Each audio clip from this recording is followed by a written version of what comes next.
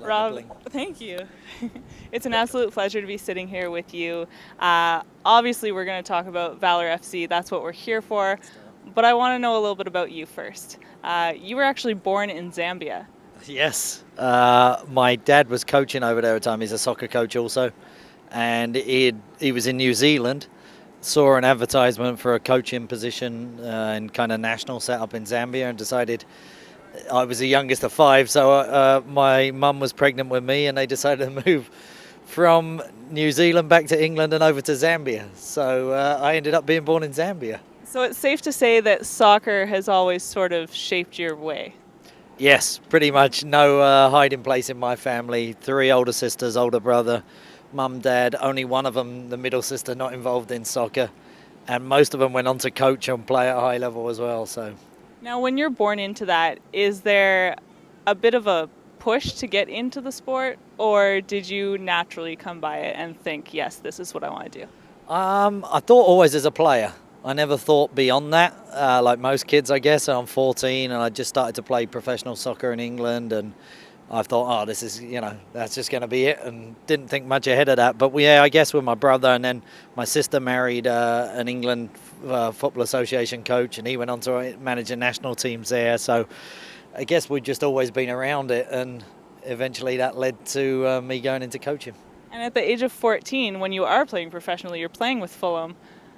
What's that like when you first get the call to say you're good enough, come do this with us? It's exciting. You just, and you look back now and probably you take it for granted and just like, okay, this is something I think I'm one of the better players locally, and captain of my school team, captain of the county side, and they say they're going to sign you as an associate schoolboy, and just like, all right, sounds like fun. Let's do that and just see where it takes. I don't know if many 14-year-olds are planning past the next day really, but yeah, it was exciting.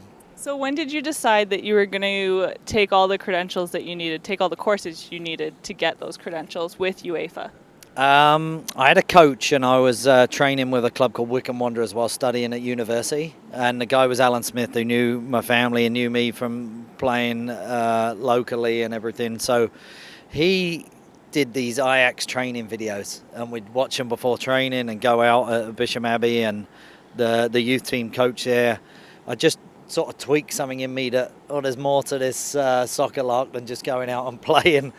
So then I took my first UEFA license, which was like the equivalent of a C license then did the UEFA B in short succession. I got a couple of injuries, so it just led to some opportunities the other side of the touchline. And then you spent time in Iowa. Was that before you came to Canada? Yes. So just funny how things work. I took a summer's job just in the off season, come out and do some coaching in America. Young English lad, 20 years old. That sounds like fun. Get to tour the States and meet some cool people. That led to us meeting some people, and they're like, well, this was great for a few weeks, but what can you offer us on a more year-round basis? So then we just kind of discussed it and led to a possible opportunity to go and coach and develop some soccer infrastructure with his organisation, tiny little town Spencer in northwest Iowa, and ended up spending a year there. Crazy. And then you've got the name behind you. You've got all this past history that people are able to look up and see that, yes, your family's in it. Obviously, you know what you're doing. But how do you prove that you know how to coach and what to do right? I think, jobs come around in football when you're not looking for them, if that makes sense. Like usually when the phone stops ringing, that's a bad sign. And I'm sure there's going to be spells. Every coach expects to get fired at some stage or whatever else. But I guess with just the work I've done, I've always tried to let my work do the talking. I've never sought a new opportunity. So when I was Manitoba soccer technical director, national team came calling just based on my work here. National teams, I was working with all the different youth teams. The CPL started developing. So it just sort of came around and felt like a right move at the right time for everybody. So hopefully I'll just continue that my work is the talking. I say to people, if you don't know what I'm about or who I am, come and see me work with players, see me work with coaches, see how I interact with people, and then if people like that, then hopefully opportunity continues to come. And it's funny because Winnipeg is very small townish. It's friendly Manitoba. I know that's one of the things you like most about Winnipeg is the people. But even when I was trying to get your contact information, just reaching out to some people that I know, they were like, oh yeah, Rob, he's a great guy. You'll love sitting down with him. So you've got your name out there, not only to, let's say, the higher ups, for lack of a better word, but younger people that are in the soccer industry that are out there, I guess you could say, aspiring to do what you do. Yeah, one of the things I think I'd look back to my kind of pathway, and you have to be kind of lucky in the people you come across, or go out and seek people that are going to be willing to help you or give you some of their time. And the best people I know in football, and I'm lucky I've grown up around the game, some uber celebrities in soccer that my family and I know or have come across, and they're the most humble people, the best people you get to know. All the best ones are, and they're willing to give you time and help. So I just think how lucky I was to have my brother-in-law and some great coaches, my whole family, and great contacts that I could go and watch UEFA license courses or watch top-level coaches work. So one of the things I've always tried to do is give back to Manitoba coaches. We started a kind of mentorship group. Before that, when I was a provincial technical director, we did monthly meetings with all the provincial team coaches. I think it's just important that those who want to come and learn or help, and I can learn from them equally, share ideas, sit around, usually over a beer and just in a casual setting. So it's something I really try and do, and make sure that we're always trying to develop the next round of coaches and give them opportunities that I was lucky enough to get. And to be fair, I think it's safe to say that developing soccer here, it's a different thing. If you're watching English Premier League soccer, and then you flip over to a Vancouver Whitecaps game, you're going to notice some differences. Obviously, your background can bring some of that over, and you can help show our players and other coaches what the difference is. What do you think the biggest difference is? It's just the accent. That's how I got all my jobs. I'm really from Texas, but don't tell anyone. But I think it's just the level of competition that you've grown up with. Like I say, that pathway to me, 11, 12, 13, 14, you know that there's clubs potentially looking at you.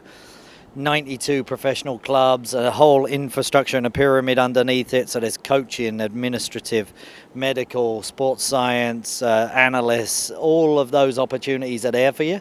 And because it's the number one game, like number one, number two, number three, front page news, back page news, right? It's the culture. Then you just live and breathe it. Or I've been lucky enough to do that and make it my sort of sole profession. So I think that's just the difference to here. We have such great kids, but have so many opportunities in so many things. They're so well-rounded. The soccer opportunities might not be the most financially viable, alternative to explain to a parent that you want to be an artist or a musician or a soccer player.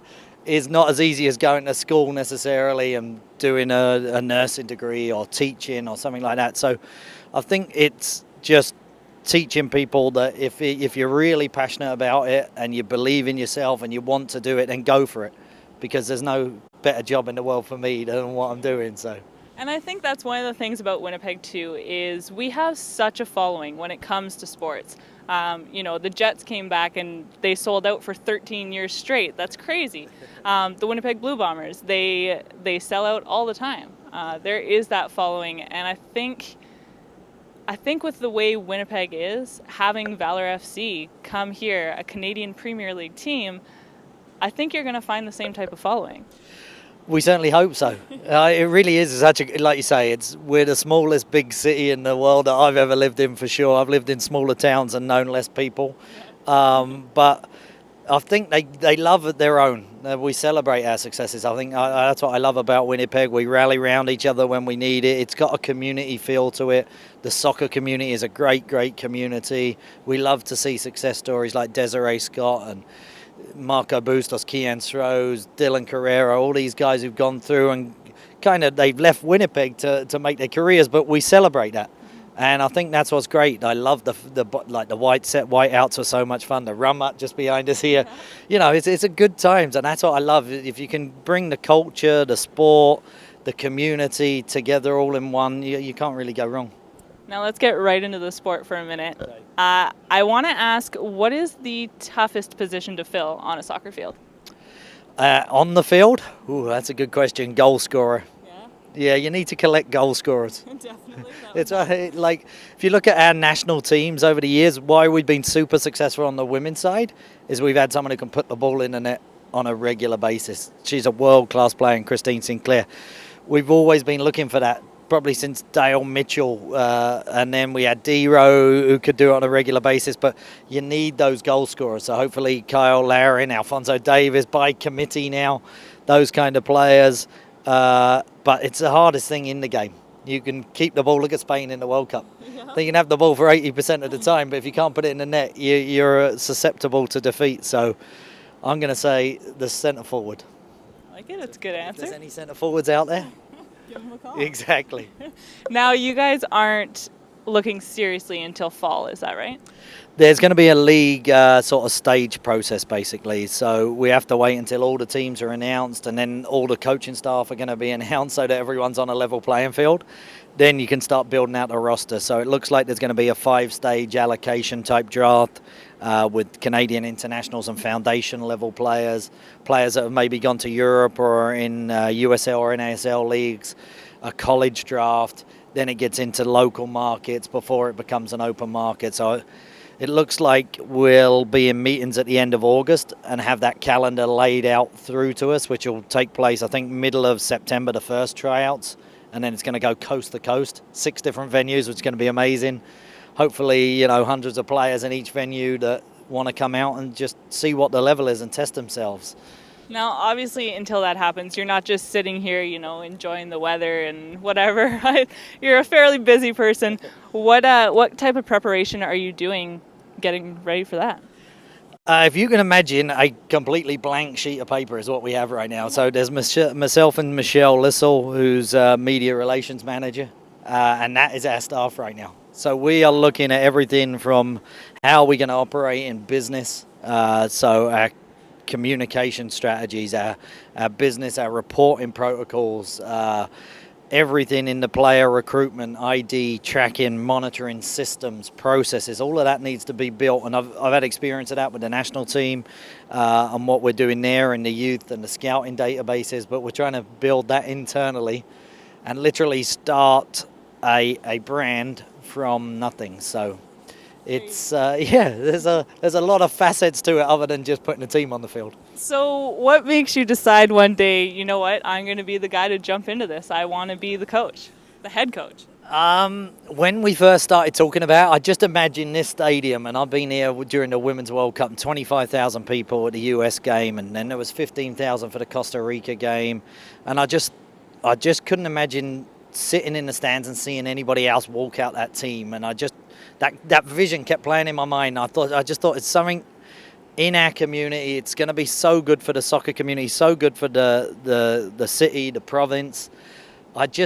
Something was just saying to me, I need to see if there's a possibility that these guys want me, or if there's a possibility that this team is actually going to come. Then I want to be a part of it in whatever capacity. I'd have been kitman, to be honest, just because it's two of my passions in Winnipeg and football. So, and the community and everything else, family, friends. I had to be a part of it somehow. That's fair. And you went to school for broadcast journalism. I did. Where does that come into play at all? Well, I get to do this and hopefully not look like a complete amateur most of the time, but I was so interested in what would I do, and my parents, like, they were teachers, sister's a teacher, brother's a teacher, so they're all like, if soccer doesn't work out, if you get injured, what are you going to do? Good role models in my life that were educating themselves and interested in pursuing other aspects. So I first thought I wanted to be a chef, so I wanted to be the next Gordon Ramsay. So do you get as mad as he does? Exactly, no, I'm not that angry, so that was never going to work. And then I thought, something in sport, in soccer, media production, I really enjoyed that. So I started journalism, broadcasting, all aspects of that. So. And did you ever think play-by-play? I've done it a few times. Yeah? I need someone else to converse with.